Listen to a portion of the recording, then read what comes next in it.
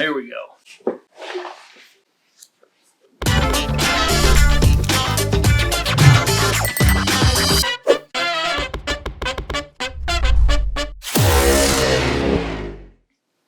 Hey, what's up everybody? Isaac here, Civil Engineering Academy. Today we are doing another deep dive. This is part of our series of deep dives. Last time we did a deep dive into the construction depth exam for the PE exam, and today we're going to go in depth into the Geotech depth exam, which is actually the exam that I took back when I took it.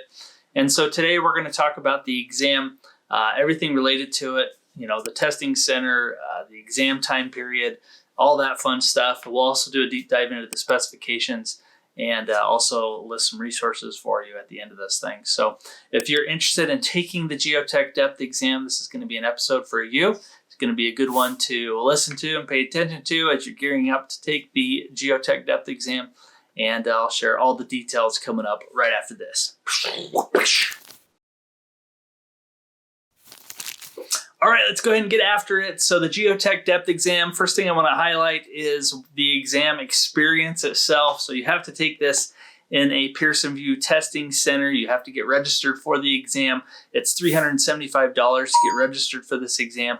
And if you end up kicking the registration date down the road, it'll cost you $50 per time you go and register for or every time you kick that exam registration date down the road. So you don't want to do that because the exam's already expensive, including on the material that you're going to be getting, and to keep pushing your registration date down the road, I think is a big disservice for you, so you don't want to do that. Anyway, the exam is still 8 hours. It's computer-based. It includes a signing of a non-disclosure agreement.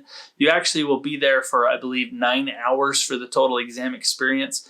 The 8-hour portion is what you are given for the entire exam solving portion. So, but the other portion of that 1 hour includes a 50-minute break, signing a non-disclosure agreement, and those little things. So, and some tutorials. So, 9 hours at the testing center in total, 8 hours for your exam itself. Typically, the exam is broken up into an AM and PM portion, but with it being CBT now, they could theoretically ask these in any order that they wanted to, so it might change. But historically, it's typically still been AM type questions or the breadth type questions in the first about 40 questions, and then in the afternoon will be your depth section, which is in this case your Geotech depth section. So that's kind of the breakdown of the exam itself. Hopefully you know that already, but if you don't, then hey, that's why we're diving into this deep. So that's going to be a little bit about the exam for you. All right, next up, I'm going to go ahead and turn the camera around and let's go ahead and check out the specifications as we dive into them, both the AM and the PM. We really want to dive into those and talk about each topic and see what they got in there. So let's do that real quick. All right, so let's dive right into the NCES. You're obviously going to register at the NCES website. You need to know when you're going to take the exam. It's broken up into quarters, so you can take that, I believe, a few times in a year. And so, but you can only take it once in that quarter, okay?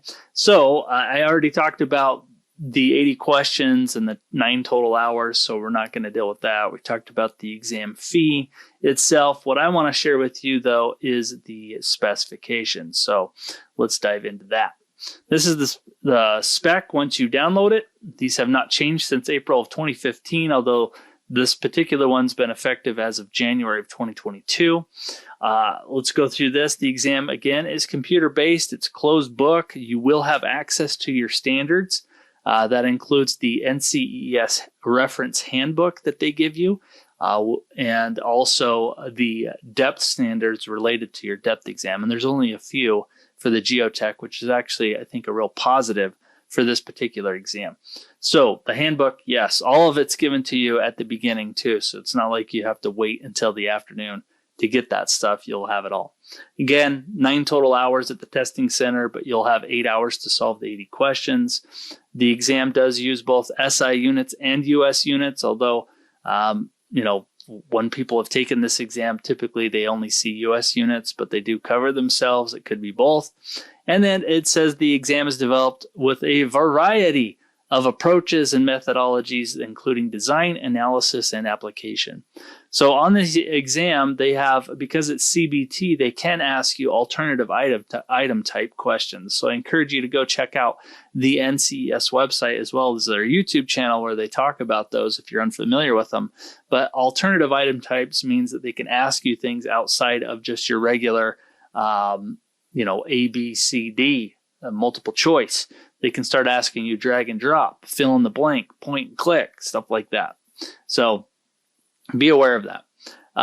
The catch-all that they also put in here is that the examples specified here in knowledge areas are not exclusive or exhaustive, meaning they can ask you anything they want outside of this. Now they don't typically do that, but you may be surprised what they throw at you on these exams. Most people are always surprised by the amount of theory on the exam, and so be prepared for that. So theory are questions that could be coming out of a textbook or just a topic that you need to dive into a little bit more and use your engineering judgment to solve those type of problems.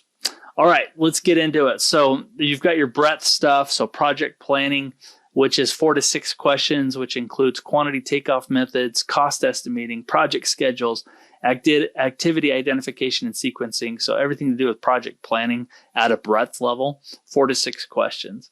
Means and methods is dealing with construction loads, construction methods, and temporary structures like shoring. So that's 3 to 5 questions.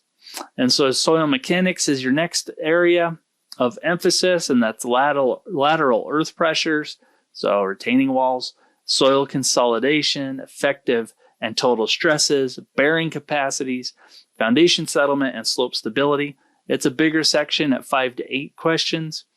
We go into structural mechanics for section 4, which deals with loads, so dead loads, live loads, trusses, bending moments, shear diagrams, axial forces and stresses, combined stresses, beam deflections, beams themselves, columns and slabs, as well as footings and retaining walls. So a lot in there. That is also a bigger section at 5 to 8 questions for structural mechanics. Jumping to section 5, you've got hydraulics and hydrology, which I believe is the biggest section at 6 to 9 questions, where you're going to have to deal with open channel flow, stormwater collection and drainage, storm characteristics, runoff analysis, detention or retention ponds, pressure conduit, which has to do with mainly Hazen-Williams or Darcy-Weisbach equations, and your losses, major and minor losses. And then lastly, in that section, you have the energy equation or the continuity equation, the Bernoulli equation. So they've got 6 to 9 questions in that section. Definitely one you're going to want to study up on. Section 6, if I can talk, is geometrics, which is transportation. This has been reduced over the years. Now there's only 3 sections in the morning unless you're doing this for your depth exam. But for the morning, you just have horizontal curves, you'll have vertical curves, and you'll have traffic volume, which deals with vehicle mix, flow, or speed. There's 3 to 5 questions for that section. Section 7 is materials. So you're going to have to deal with soil classification and boring log interpretation, understanding how to read those. Soil properties, concrete, structural steel, material test methods, and spec conformance, as well as compaction. That all falls under materials, and that is a larger section too, at 5 to 8 questions. And then you dive into section 8, and section 8 will wrap up basically the AM type of questions, because there are 8 sections and they are the same among all exams. So for that section, it is site development. You have excavation and embankment, construction site layout and control, temporary and permanent soil erosion and sediment control, impact of construction on adjacent facilities that typically has to do with noise or blasting. And then lastly is safety. So construction, roadside, or work zone, that usually has to do with OSHA. There's 4 to 6 questions in site development, so keep that in mind. After that, then you start diving into your depth specifications. All right, so now let's dive into, again, the depth material from the specification. The first section is called Site characterization. There are 4 to 6 questions with that. And that's broken up into interpretation of available existing site data and proposed site data, which is like aerial photographs, geological maps, GIS data, as-built reports. You have subsurface exploration, you have geophysics, you have drilling techniques, you have sample techniques like split barrel, thin-walled tube sampling, you have in situ testing, you also have description and classification of soils, which is like the USCS or ASHO or USDA. Those are all different classifications or how to classify soil that you'll want to become familiar with. You also have rock classification and characterization, which deals with recovery, rock quality designation or RQD, RMR, weather and orientation. We also have the last one as part of that is groundwater exploration, sampling, and characterization, which could include flow nets, I imagine. So that's site characterization. Say that fast. Number 10 is soil mechanics and laboratory testing and analysis, 4 to 6 questions. So that's index properties and testing. You know, maybe there's some bleed over in these two categories. You've got index properties and testing, strengthening testing of soil and rock, stress strain testing of soil and rock, permeability testing of properties of soil and rock, as well as effective and total stresses. So that's an important one. It's 46 questions found there. Section 11 is field material testing methods and safety, dealing with excavation and embankment, borrow pits. People love those questions. Laboratory and field compaction. You also deal with trench and construction safety, which is more OSHA related. Geotech instrumentation. So different instrumentation that you could be using, inclometer, settlement plates, a piezometer, a vibration monitoring, those things. 3 to 5 questions in that section. Section 12 is earthquake engineering and dynamic loads, 2 to 4 questions. This has to do with liquefaction, analysis and mitigation techniques, seismic site characterization, including classification using the ASCE 7. So you'll notice that they actually use standards for geotech now. They used to not. There was only a few depth exams that did not have any standards. Geotech was one of them, but now they do. And also, as part of that, pseudo-static analysis and earthquake loads. And so engineering, earthquake engineering is definitely making more of an impact on the geotech section. Back when I took it, it wasn't even listed, or it was a little sub-line. It wasn't really thought of studying for, but now it's a bigger deal. So 2 to 4 questions there. Number 13 is earth structures. So that includes slab on grade, ground improvement, geosynthetic applications, slope stability and slope stabilization, earth dams, levees and embankments, landfill caps. And we also have pavement structures, as well as settlement, all falling within earth structures. 4 to 6 questions there. So one of the bigger sections that you'll want to pay attention to on the geotech. Another one for section 14 is groundwater and seepage. So you'll deal with seepage analysis and groundwater flow, dewatering design methods and impact of nearby structures, drainage design and infiltration, grouting and other methods to reduce seepage. You have 3 to 5 questions found there. And then on the next section, which is section 15, you have problematic soil and rock conditions. It's 3 to 5 questions dealing with karst or collapsible, expansive, and sensitive soils, reactive or corrosive soils, or frost susceptibility. I see those being more theory questions, but those can definitely pop up. Section 16 is earth retained structures, either using ASD or LRFD to help solve those. And that's lateral earth pressure, load distributions, rigid retaining wall and stability analysis. You also have flexible retaining wall stability analysis, as well as coffer dams. So those are a big part of the exam for geotech, and you've got 4 to 6 questions found there. Oh, and I didn't finish that. There's also underpinning, as well as ground anchors, tiebacks, or soil nails, or rock anchors for foundations and slopes, which also falls under that.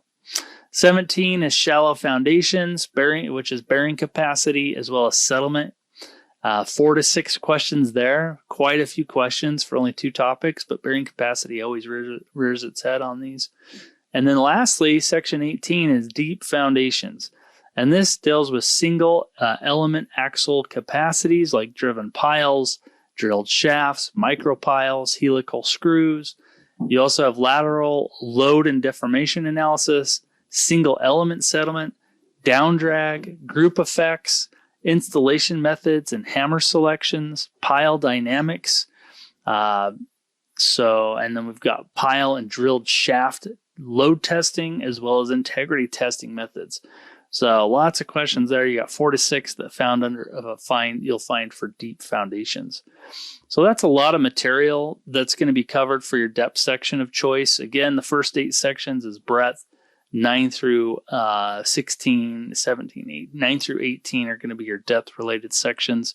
So I guess the question that's going to come up is, now that we know the sections and how many questions, you can start probably piecing together a study schedule to make sure you hit the most talked about, the most tested questions on here and make sure you get those covered. So let's flip the script a little bit. Let's look at what resources that are available to you so you know which ones to get. I definitely recommend for this probably 2 textbooks that you should check out that you'll want to pay attention to, because not only will help you with the theory stuff, but it's going to help you on some of these more difficult topics that you're going to want to pay attention to, because you're probably not going to find a lot of material on this in reference manuals. So let's keep that in mind as we look at this. So let's dive into that too. All right, before we jump off of this though, the specs, we got to go dive into what standards you need for this. So again, this is the geotechnical design standards that you're going to be required to have. This is as of January of 2022 examination. So these things get updated over time. So if you're watching this video later or listening to this in the future, you definitely want to check this out. So in addition to the handbook that they give you, you're going to have codes and standards. And there are quite a few of them now for Geotech. They used to have like none. And then it went to 2. And now it's a whole bunch that they reference. So let's just give those our attention real quick. Again, just a reminder, you're going to have these in a PDF form that is searchable. And I believe not all the PDFs are exactly the same in terms of how they are searchable with their Control F. You might be able to just look at the index and click and go to the chapter. But anyway, here's everything that you need. So you have the handbook and all of these standards. So for Geotech, you're going to need the ACI 360R-10, which is the Guide to Design of Slabs on Ground 2010 edition.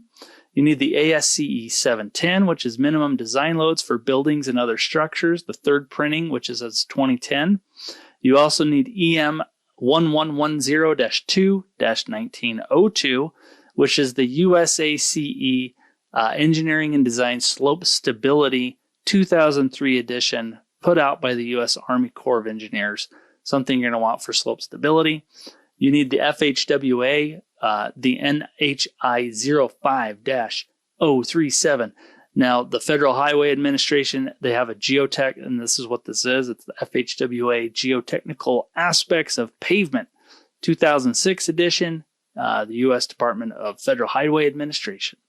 They also have the FHWA NHI 06-088, which is Soils and Foundation Reference Manual, Volume 1, as of 2006 for that one. You also have FHWA NHI 06-089, which is for Soils and Foundations Reference Manual, Volume 2, so Volume 1 and 2. You also need the FHWA NHI 11-032 GEC number 3, which is the LRFD Seismic Analysis and Design of Transportation Geotechnical Features and Structural Foundation Reference Manual 2011. That is a mouthful. So just keep this in mind, but most of these, seismic questions are probably going to be pulled from these manuals. So as you're working problems, make sure you have these manuals in front of you. You also need the FHWA NHI 16-009 GEC number 12, which is the Design and Construction of Driven Pile Foundations, Volume 1, 2016. also put out by the FHWA. Keep going. More FHWA documents you need. You need volume 2 of the design and construction of driven pile foundations. That's FHWA NHI 16-10. That's GEC number 12. You also need the FHWA NHI 16-072, GEC number 5, which is the Geotechnical Site Characterization 2017. Lots of standards now. You need FHWA NHI 18-024, which is for drilled shafts, construction procedures, and design methods, 2018. And you need NAVFAC DM-7.02, which is foundations and earth structures, the design manual 7.02. I believe a lot of these ones you can actually find for free, so just a heads up on that.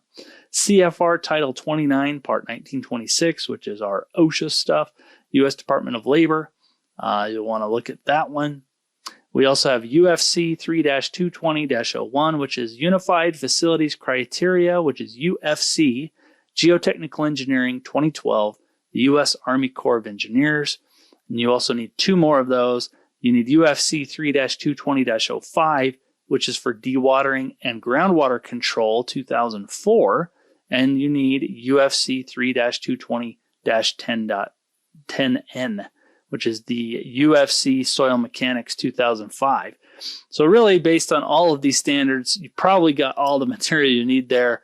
Who needs a textbook anymore? You got all of these standards to go look at. So that is quite a few of them. That's 1, 2, 3, 4, 5, 6, 7.